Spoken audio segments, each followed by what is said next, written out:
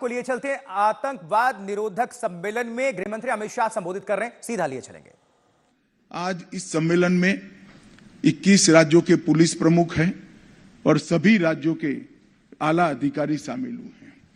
हमने ये 5 साल के अंदर ढेर सारे डेटाबेस को क्रियान्वयन किया है। नेटग्रिड एक केंद्रीकृत डेटा एक्सेस सॉल्यूशन है।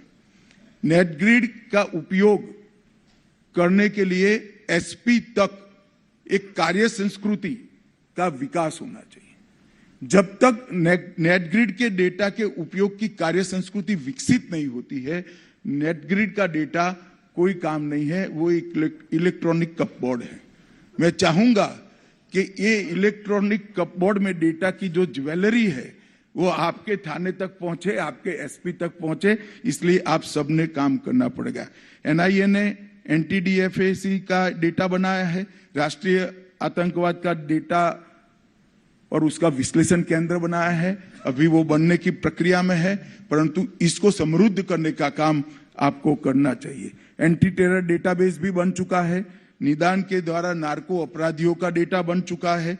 नफीस के अंदर 3 करोड़ से ज्यादा फिंगरप्रिंट का डेटा आज उपलब्ध है, जो आपके पुलिस स्टेशन से एक्सेस इसको मिल सकता है। एनकोड नार्कोटिक्स के समन्वय मैकेनिज्म का हमने एक प्लेटफॉर्म बना दिया है और मानस एक हेल्पलाइन भी बनाई है नार्कोटिक्स के रोकथाम के लिए।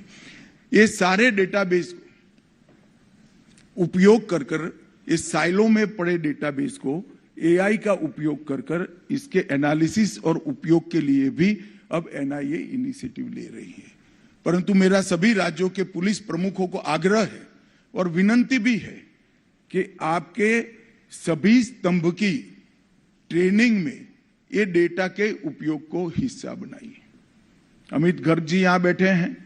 हम राष्ट्रीय अकादमी में तो अब बनने वाले सभी एसपी को इसका ढंग से प्रशिक्षण देंगे, परंतु जब तक डीवाईएसपी, पीआई, पीएसआई इस सबको भी ये डेटाबेस के उपयोग का महत्व नहीं समझाएंगे, मैं नहीं मानता इसका उपयोग हो पाएगा। तो मैं चाहता हूं कि इसका उपयोग ज्यादा हो और मैं एनआईए को भी कहना चाहूंगा कि क्वेरी बेस्ड एक्सेस के माध्यम से ये डेटा को नीचे पहुंचाने में आपने भी कोई तंत्र को समन्वयित करना चाहिए और तंत्र की रचना करनी चाहिए। रैंसमवेयर, मेलवेयर, ये सबसे ये डेटा की सुरक्षा की जिम्मेदारी भी एनआईए ने ही लेनी पड़ेगी।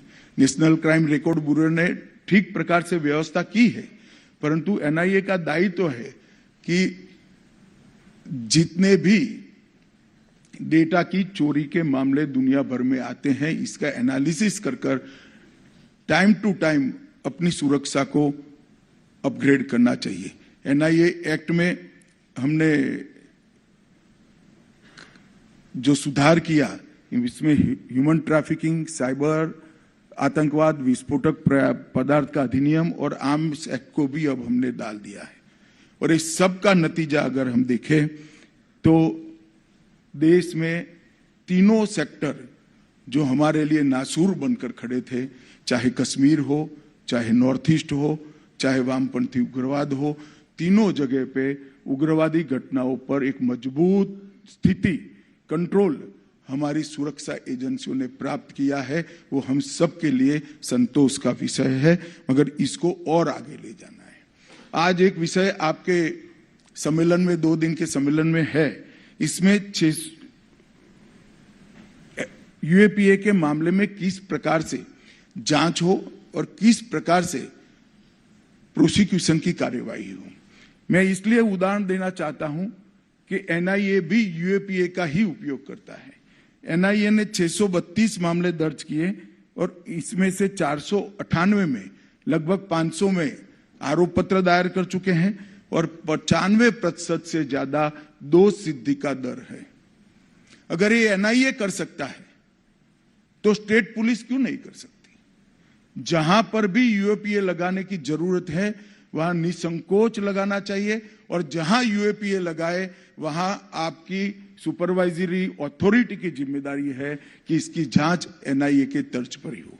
इसलिए मेरा आग्रह था और अभी एक एसओपी इसकी पूरी एक बहुत अच्छा बुकलेट मैंने डिटेल में देखा भी है। सदानंद जी मुझे 20-25 दिन पहले देकर गए थे।